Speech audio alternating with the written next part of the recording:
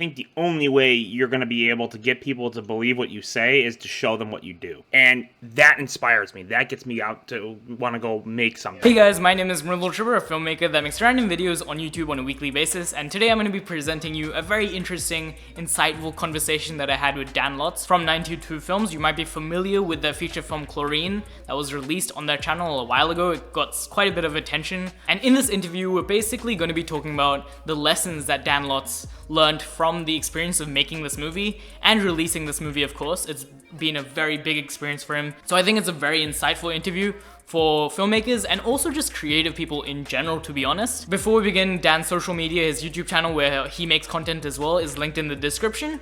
And besides that, let's just jump into the interview. Let's start with just like a short introduction about you, what you do, and your YouTube channel. Hi, I'm Dan. I'm a filmmaker from Chicago, Illinois.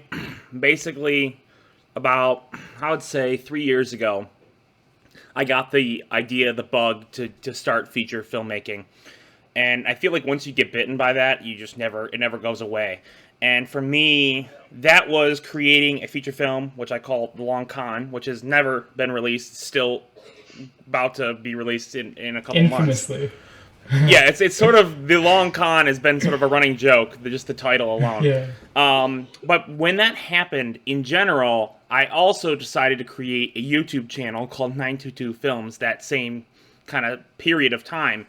And I wanted to make something, a place for filmmakers to go, a hub where we could all talk about film and create film and release it. And so once I released a feature film called Chlorine, one of my other films, that idea went from like sort of something that was possible but never really realized into something that became very, very successful very quickly. And now I'm looking to try to make my career full-time on YouTube in 2021.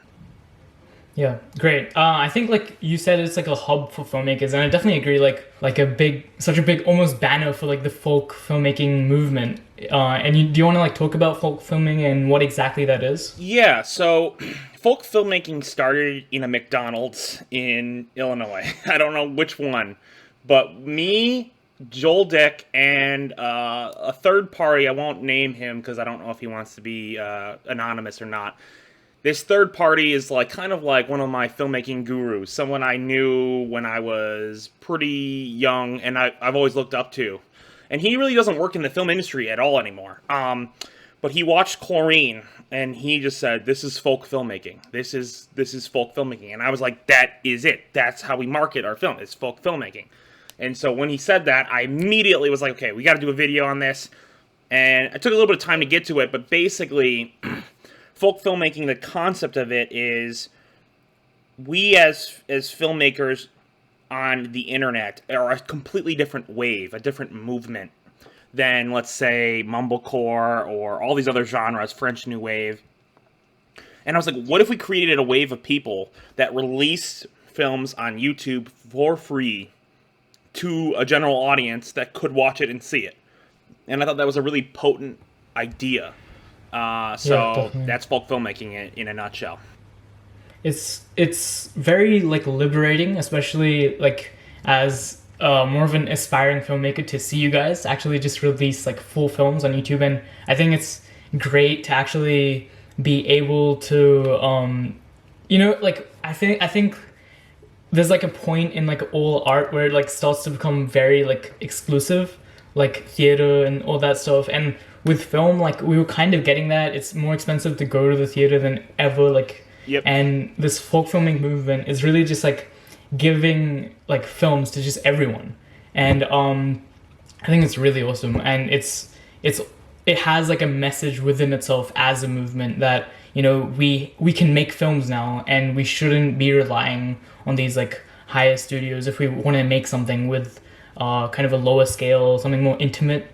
And it's a really big inspiration for me.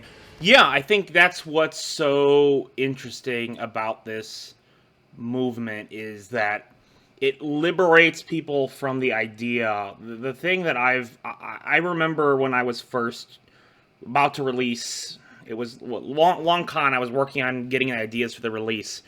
And Joel was like, we're going to put it on Amazon. We're going to charge money for it. I'm like, no one's going to watch that. Like, would you watch some random movie from some random guy on Amazon that you're going to have to pay $5 for? It's like, no, you wouldn't. You wouldn't pay $5 for a Scorsese film because you'd probably rather just watch some TikTok or something.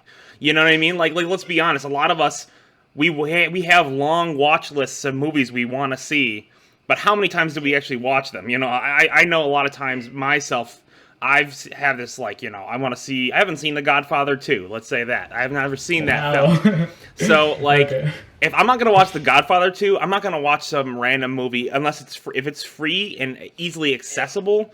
It becomes a lot less of a barrier. I don't have to go on someplace I'm not familiar with. I'm familiar with YouTube, and I'm familiar how I can watch that right away. Yeah. So, like, when I was talking to Joel Haver about this, he, like, talked about how there's many people that kind of opposes ideas of such micro-budget independent filmmaking and, like, say that you can't make good films this way. And you guys are actively, like, making what I think are really good films. And do you want to talk about, like, dealing with that kind of criticism and how you kind of ignore that kind of all that stuff?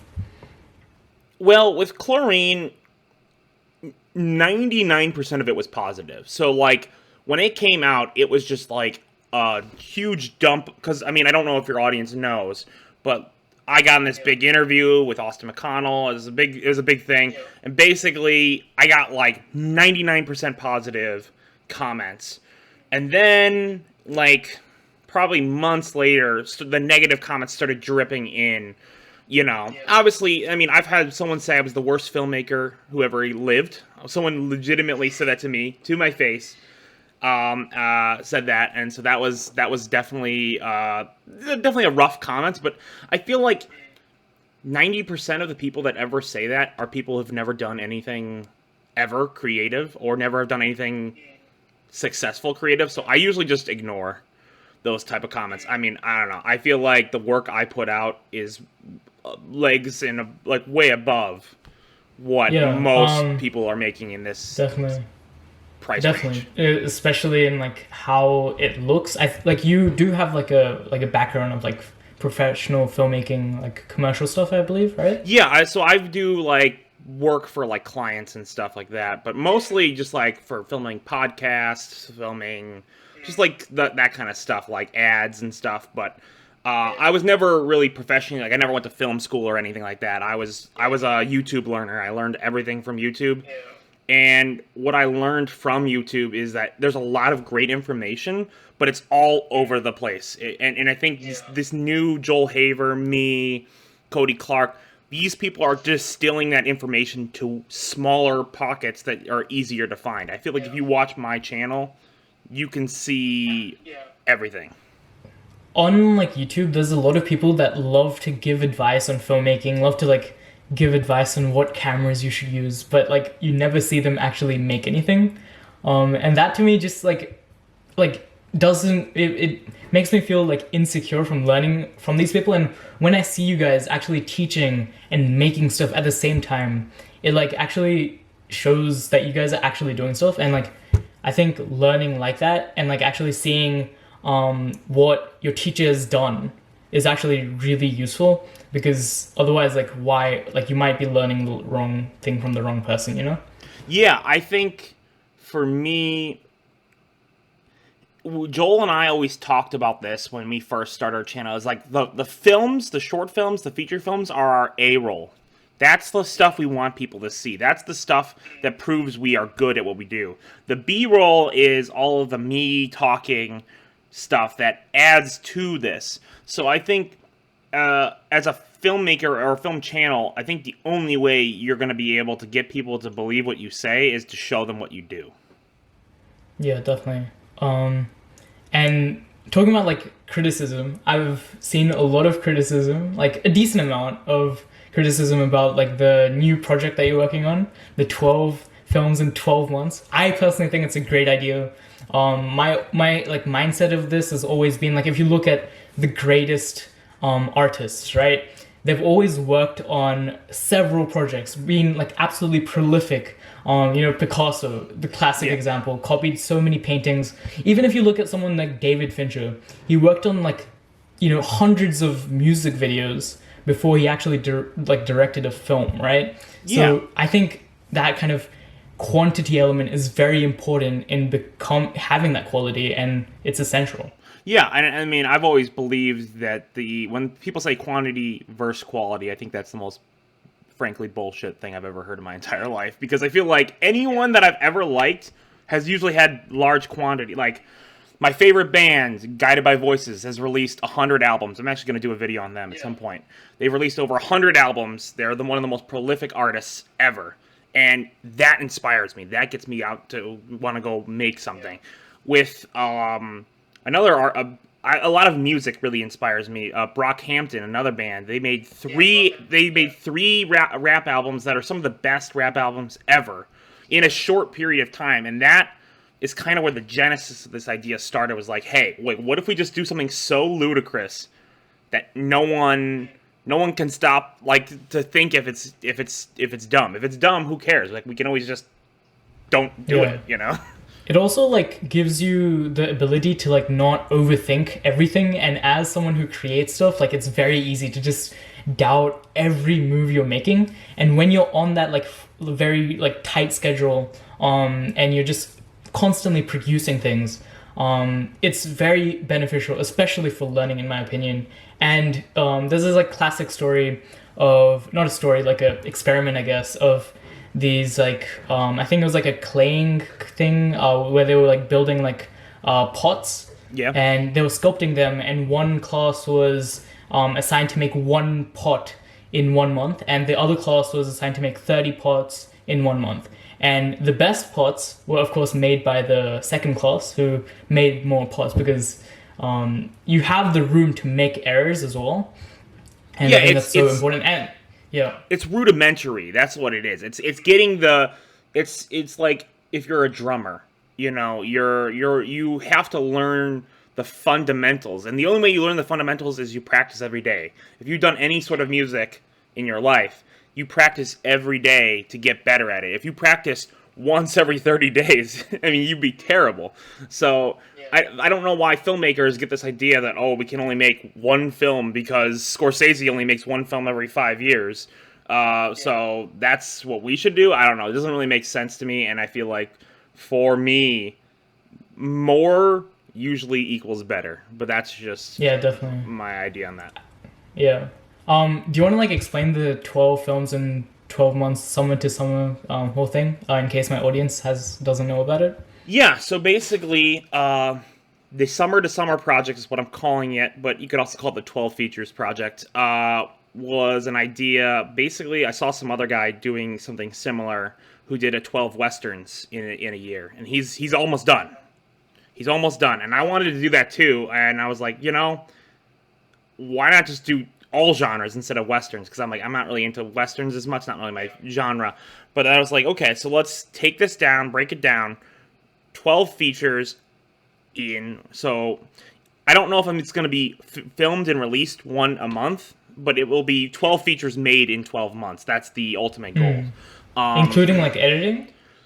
Editing, we're going to see about that. That might have to be the following. I know Joel Haver, who probably watches this, wants me to shoot, edit, and release them all in. I don't know if I can do that, but he's going to push me to do that.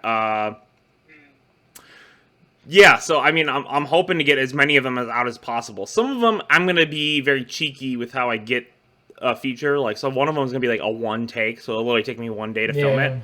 So my goal is to film it 1 day, edit it the next day, release it the third day. Yeah. So and then you just have a whole 2 months on the next one. Yep, exactly. So the idea would be do one of that, do one that's a documentary, something that I could do in a couple weeks.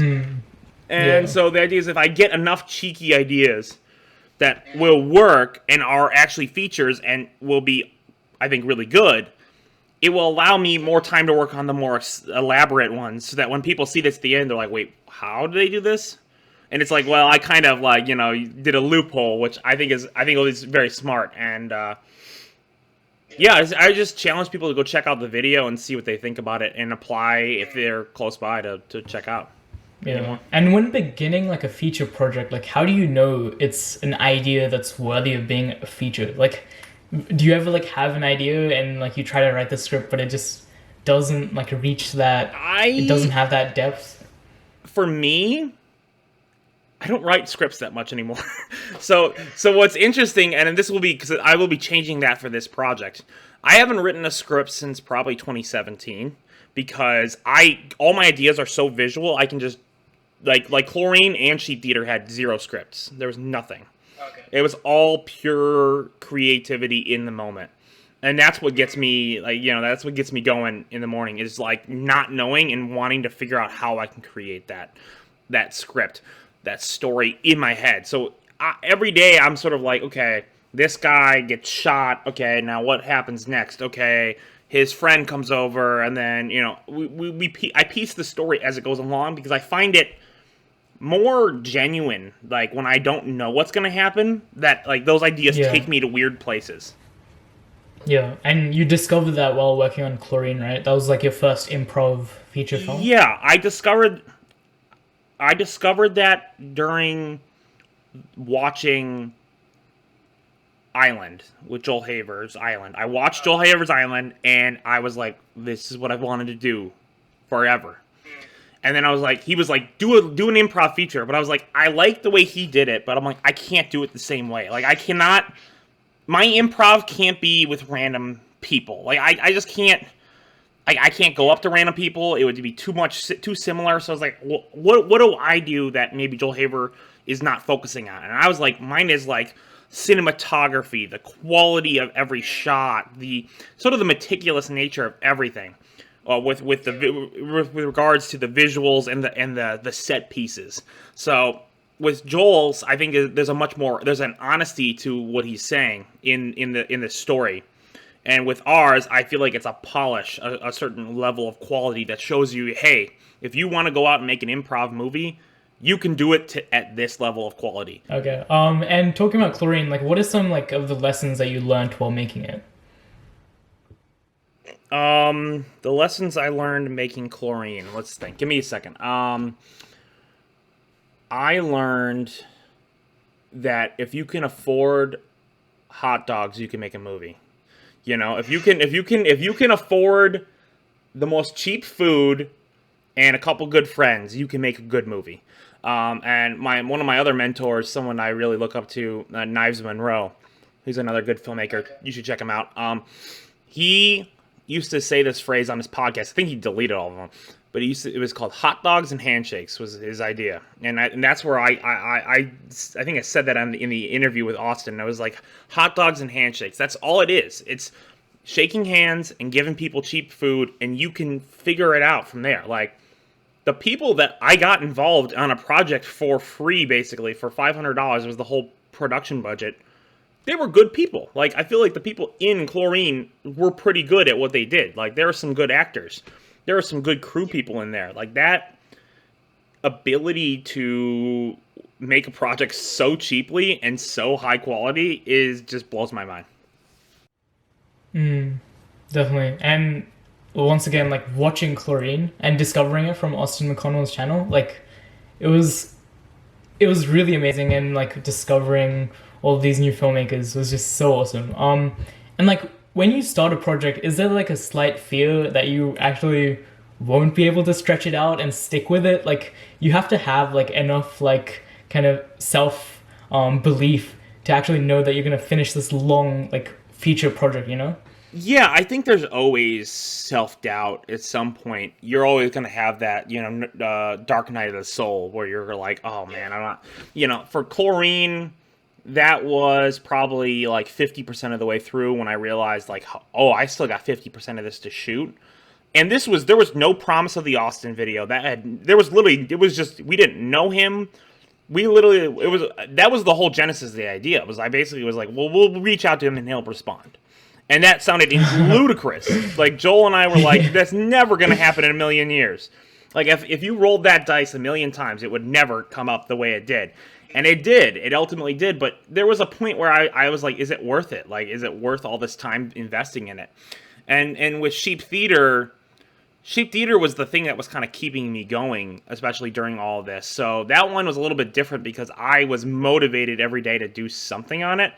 But with how many visual effects that are in the film, there's probably over like 150 visual effects in the film, from puppeting, removing strings, removing anything, all that. I mean, that's probably alone just like 100 shots. And then there's like other creatures that I'll tease, but I won't say anything more. So I think that both of them, there's always that daunting task of like, will I complete this? Do you edit while you film? I edit while I film. Yeah, It's the only. And I'm assuming you haven't done that with the long con, because that may be why it took so long. Yeah. You're reading my mind right now. If Joel Dick is watching this, Joel, it's all your fault.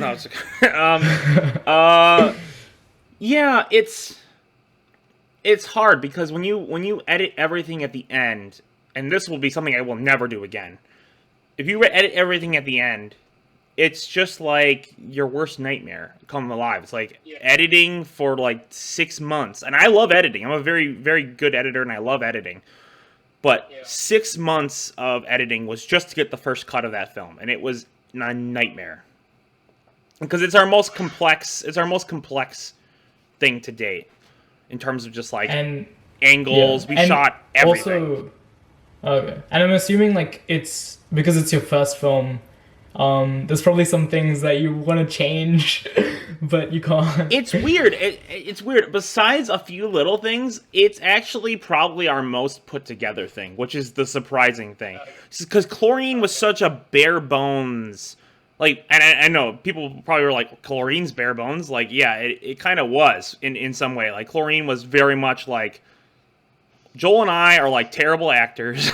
So like I mean, I'm kind of joking, but like we had never acted before. Like, I was my very first thing, anything, and I think I did pretty good. But like the actors that are in, Long Con are like professional actors that we actually like hired out. So it's just a different feel. So there are definitely elements like visually that are better in Chlorine because we were a little bit more advanced. But with Long Con, I think the story and the acting and the structure is a little bit better.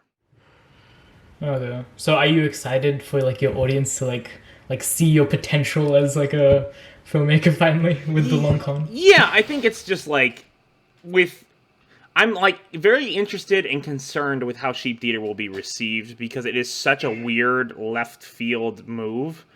Like, I'm excited because I think some people are really excited to see me go in a different direction. But I think there's also a certain amount of my audience that are like, just give us the killing, give us the sacrifice, like they want another crime movie. And Long Con is in the same vein as Chlorine, whereas Sheep Theater is just, it's 700 miles to the left. There's no other way you can. There's no sheep killing sacrifices. I will not confirm or deny any sheep sacrifices in the film. Okay. Yeah.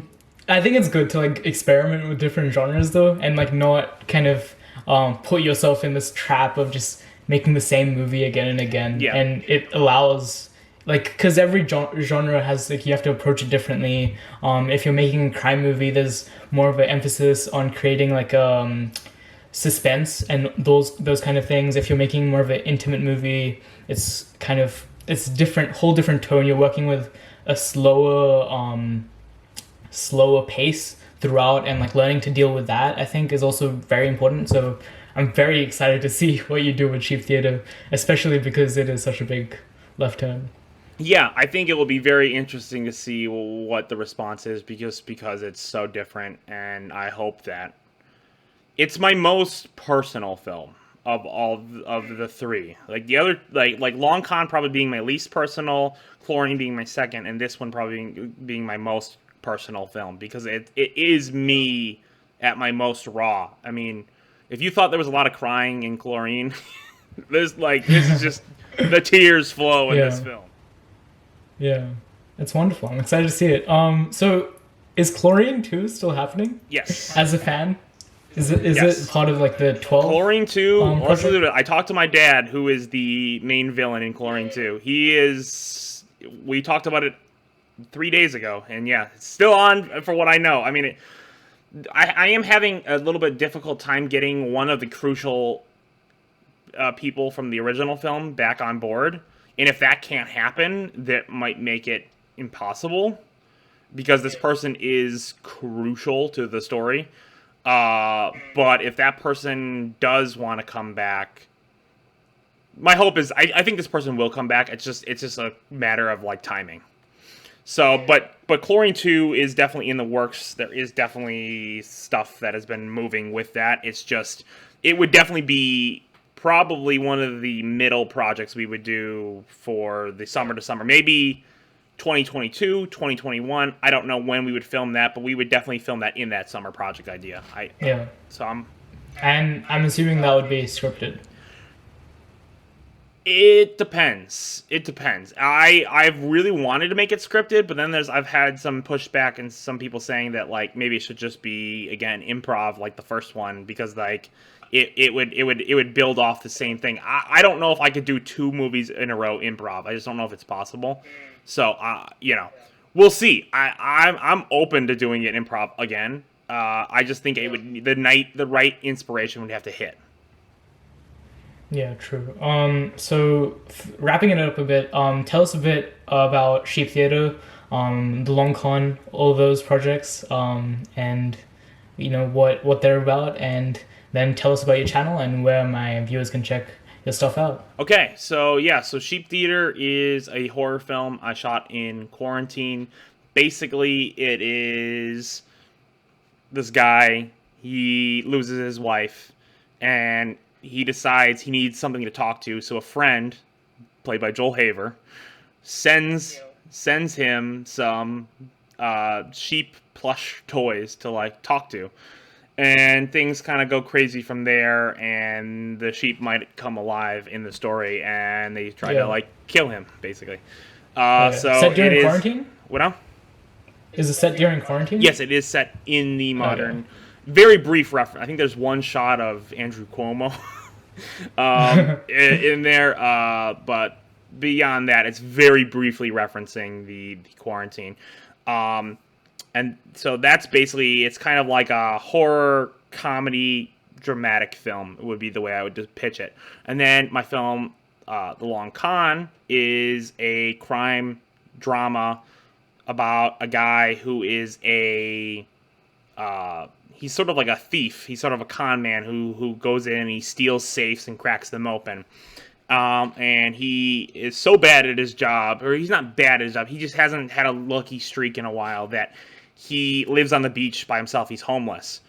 And so this guy sees him and decides to take him in, and what he finds out is that he has joined a cult. But what's interesting about that is that this cult has this one safe that he's used to cracking that's in this like sort of private room. So what he has to do is befriend this cult leader and this cult as a whole and crack the safe in order to get the money and get out. But what happens is he sort of falls in love with one of the cult members, and it changes the whole dynamic. Think very relevant Me Too sort of storyline mixed with crime genre. That's what I'll say about that. And where you guys can find me, 922 Films at YouTube. You can find me on Twitter at Dan Lotz, capital Dan, capital Lotz, with a little underscore in the middle. I'll have it linked. Yeah, and those are the places you can find me. Those are my socials, and I am very, very chatty on all these socials, so I'd be willing to message anyone about anything. So, yeah, I hope you guys check out those projects and check out his channel as well. Thank you guys so much for watching. I really appreciate it. Once again, check out Dan Lotz's YouTube channel, his social media, and also if you like this interview, then maybe subscribe to my channel. I not only do interviews, these kind of things, I also make my own content. I make my own short films. I'm working on a feature film, so if you want to see that, all of that stuff, subscribe. I would really love it if you could comment, like this video, share it maybe. Sharing it would actually be the best thing ever. And yeah, besides that, I love you. I've been talking way too much now, and I'm just gonna shut up now.